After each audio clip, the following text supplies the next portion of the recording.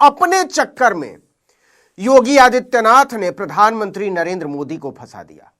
उत्तर प्रदेश के विधानसभा में हंगामा मच गया था। समाजवादी पार्टी के विधायक मुख्यमंत्री योगी आदित्यनाथ से माफी की मांग पर अड़ गए थे। विधानसभा अध्यक्ष सतीश महाना बीच बचाव करते रह गए। उन्होंने हंगामा कर रहे सपा विधायकों को अपनी सीट पर जाने को कहा और नहीं मानने पर कार्रवाई की चेतावनी दी, लेकिन हंगामा शांत नहीं हुआ। अरे हर बात का जवाब डायरेक्ट छोड़ देते हैं। जब आप बोल रहे थे तो इधर से कोई बोला, जब आप लोग बोल रहे थे तो इधर से कोई बोला, तो हम लोग आप जब बोल रहे थे कोई बोला नहीं, प्लीज नहीं। इस हंगामे के बाद सवाल पूछा जा रहा है कि देश का और उत्तर प्रदेश का असली नमूना कौन है और उन दोनों में से भी बड़ा नमूना कौन है।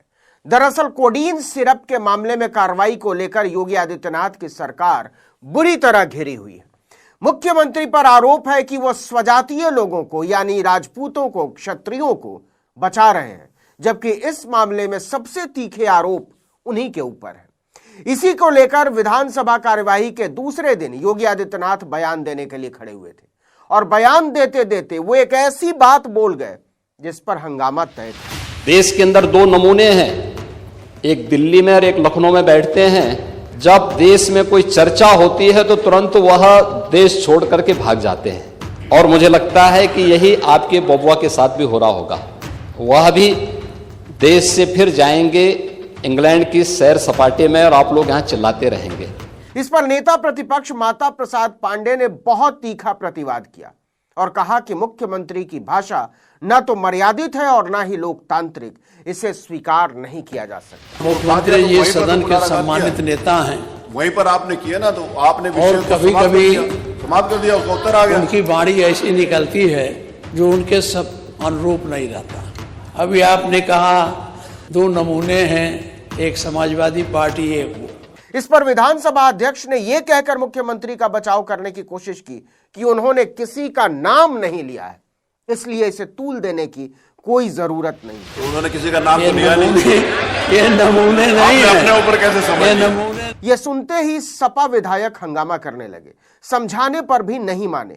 दूसरी तरफ विधानसभा में योगी के नमूना बयान की खबर अखिलेश यादव तक पहुंच चुकी थी। योगी के बयान के ठीक 40 मिनट बाद अखिलेश यादव ने पलटवार किया। उन्होंने ट्विटर पर लिखा, आत्मस्वीकृति। किसी को उम्मीद नहीं थी कि दिल्ली लखनऊ की लड़ाई यहां तक पहुंच जाएगी। संवैधानिक पदों पर बैठे लोग मर्यादा की सीमा न लांघें। भाजपाई अपनी पार्टी के अंदर की खींचातानी को चौराहे पर न लाएं।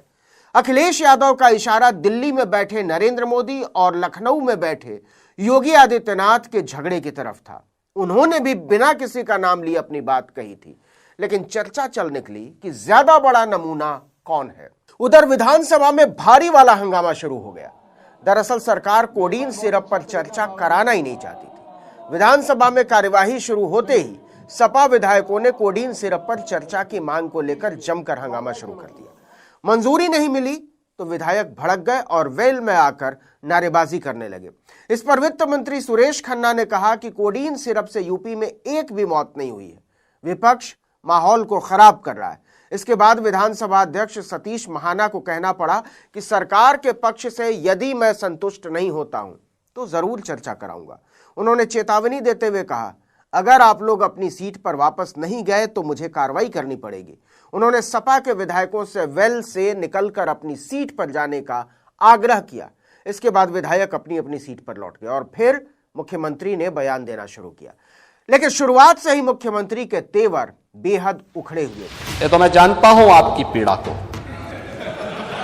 क्योंकि जब सरकार की कार्रवाई अपने अंतिम उस तक जाएगी तो आप में से बहुत सारे लोग फतिया पढ़ने के लिए जाएंगे वहां, तो आपको फतिया पढ़ने की लायक भी हम नहीं छोड़ेंगे। तब तक ऐसी कार्रवाई हम कर देंगे। इसमें न्याय का इरादा है या नफरत का, ये आप तय कीजिए।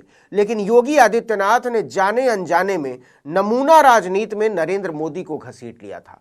समाजवादी पार्टी के विधायकों ने उत्तर प्रदेश विधानसभा की सीढ़ियों पर भी कफ सिरप मामले में विरोध प्रदर्शन किया, वो भी जमकर। कोडीन माफियाओं की सरकार नहीं चलेगी, नहीं चलेगी। मासूमों के हत्यारों की सरकार नहीं चलेगी, नहीं चलेगी। मुख्यमंत्री जी इस्तीफा इस्तीफा दो, इस्तीफा दो। दरअसल कोडीन सिरप को लेकर योगी आदित्यनाथ तीखी आलोचना का सामना कर रहे हैं। इस पूरे मामले से पल्ला झाड़ते हुए उन्होंने कहा कि प्रदेश में कोडीन कफ सिरप से कोई मौत नहीं हुई है। 2016 में इसके सबसे बड़े होलसेलर को समाजवादी पार्टी ने ही लाइसेंस दिया था। उन्होंने नाम लेकर कहा कि विभोर राणा को लाइसेंस समाजवादी पार्टी ने दिया था। मामले के एक आरोपी आलोक सिपाही की अखिलेश के साथ कुछ गिफ्ट देते हुए तस्वीरें वायरल हुई थी। हमने एनडीपीएस एक्ट के तहत कार्रवाई की है। हमारी कार्रवाई अभी भी जारी है। हमने अभी तक 77 आरोपियों को गिरफ्तार किया, किसी को बख्शा नहीं जाएगा। दरअसल अखिलेश यादव ने योगी आदित्यनाथ को चुनौती देते हुए कह दिया था कि आप इस सिरप से जुड़े सारे माफियाओं के घरों पर, उनके दफ्तरों पर बुलडोजर क्यों नहीं चलाते? आखिर आपकी समस्या क्या है, आपकी सीमा क्या है और आपकी चिंता क्या है? इसे लेकर भी योगी आदित्यनाथ भड़के हुए थे। उन्होंने कहा कि उसका भी समय आएगा। पढ़ाई लिखाई से आप लोगों का कोई वास्ता है नहीं, इसलिए आप लोग हमेशा इस प्रकार की बातें करते हैं। और चिंता मत करिए, समय आने पर बुलडोजर एक्शन भी, उसकी तैयारी भी रहेगी। उस समय चिल्लाना मत करो। उत्तर प्रदेश में जैसे जैसे विधानसभा चुनाव के दिन करीब आ रहे हैं, वैसे वैसे राजनीतिक कड़वाहट बढ़ती जा रही है और इसे लेकर योगी आदित्यनाथ और उप मुख्यमंत्री केशव प्रसाद मौर्य में जंग छिड़ी हुई है कि कौन ज्यादा कटु हो सकता है। केशव प्रसाद मौर्य ने बिना किसी संदर्भ के कहा कि कांग्रेस को हटाना ही वंदे मातरम है। ये नहीं सुधरे तो जो हैसियत कांग्रेस की है कि एक गाड़ी में बैठकर जा सकते हैं, वही हालत 2027 में समाजवादी पार्टी की होने वाली है। वंदे मातरम से तकलीफ है तो इसकी कोई दवाई नहीं, इसकी दवाई 2027 में जनता करेगी। मदरसों में राष्ट्रगीत की बात सीएम बोल दें तो सबसे अधिक मरोड़ समाजवादी पार्टी को होने लगती है। ये केशव प्रसाद मौर्य का बयान है। देखते हैं कि विपक्ष, खासकर समाजवादी पार्टी और कांग्रेस, ऐसे हमलों को लेकर कोई व्यापक सामूहिक रणनीति तैयार करते हैं या फिर इसे समय पर छोड़ देते हैं।